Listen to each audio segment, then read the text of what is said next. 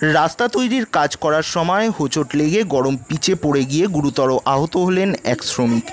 বৃহস্পতিবার ঘটনাটি ঘটেছে পূর্ব বর্ধমান জেলার জামালপুর থানার ইটলা এলাকায়।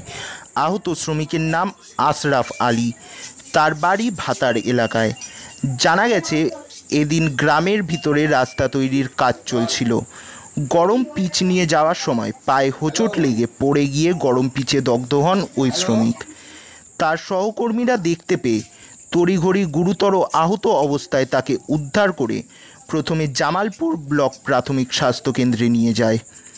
সেখানে তার শারীরিক অবস্থার অবনতি হওয়ায় তাকে বর্ধমান মেডিকেল কলেজ হাসপাতালে স্থানান্তরিত করা হয়।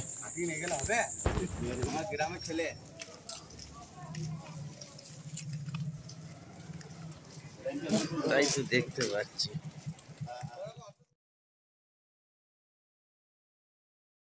দাদা কোথায় কোথায় কাজ চলছিল?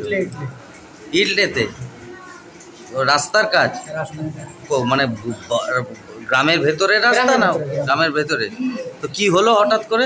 ও পায়ে ফসকে পাথর লেগে ঠেস পড়ে গেছে। মানে পিচ নিয়ে যাচ্ছিল সেই সময়?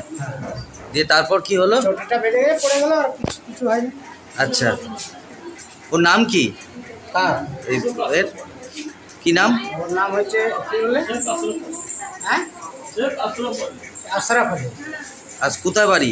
ভাতারে। এখন কোথায় নিয়ে এসছেন? এখন জামালপুরে। আপনার নাম? রাইস আনসারি। হ্যাঁ, রাইস আনসারি।